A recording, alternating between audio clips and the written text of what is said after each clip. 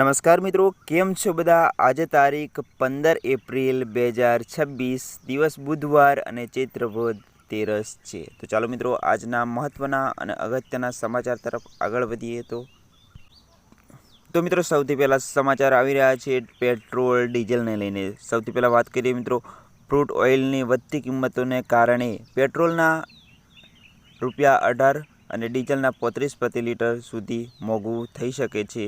વિદેશની brokerage મેક્વારીના report જણાવ્યું છે કે ક્રૂડ ઓઇલ મોંઘું હોવા છતાં પણ દેશમાં પેટ્રોલ ડીઝલના ભાવ સ્થિર છે.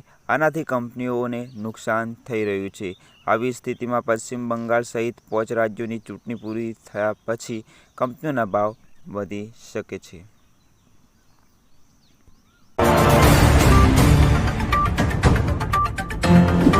તો મિત્રો, આગળના સમાચારની વાત કરીએ તો અમેરિકા સેનાએ મંગળવારે દાવો કર્યો છે કે હોર્મુઝ સ્ટ્રેટની નાકાબંધી માટે તેણે 10,000થી વધુ સૈનિકો અને અંદાજિત 12 નેવલ શિપ તૈનાત કર્યા છે.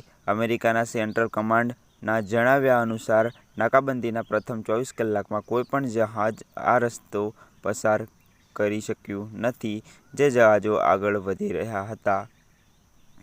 તો મિત્રો, બીજી તરફ વાત કરીએ મિત્રો, પીએમ મોદી અને અમેરિકાના રાષ્ટ્રપતિ ડોનાલ્ડ ટ્રમ્પ વચ્ચે લગભગ 40 મિનિટ સુધી ફોન પર વાતચીત થઈ. અમેરિકા-ઇઝરાયલ યુદ્ધ વિરામ પછી બંને નેતાઓ વચ્ચે આ પહેલીવાર વાતચીત થઈ હતી. ફોન દરમિયાન પીએમ મોદીએ ટ્રમ્પને કહ્યું કે ભારતના લોકો તમને પસંદ કરે છે.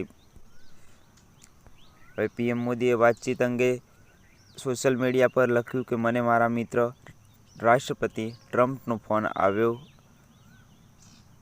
અને અમે બંને દેશો વચ્ચે લગભગ ક્ષેત્રોમાં થયેલા કામ અને પ્રગતિ પર વાત કરી. અમે પણ કહ્યું કે આગળ જતા ભારત અને અમેરિકા સંબંધો વધુ મજબૂત કરી શકશું. આ સાથે જ પશ્ચિમ એશિયાની સ્થિતિ પર ચર્ચા થઈ અને આ વાત પર ભાર મૂકવામાં આવ્યો છે કે હોર્મુઝ સ્ટ્રેટ ખુલ્લું અને સુરક્ષિત રહેવું ખૂબ જ જરૂરી છે. તો મિત્રો, આ હતા આજના મહત્વના અને અગત્યના સમાચાર. મિત્રો, વિડીયો પસંદ આવ્યો હોય તો વિડીયોને એક લાઇક જરૂર કરજો અને ચેનલને સબસ્ક્રાઈબ કરવાનું ભૂલતા નહીં.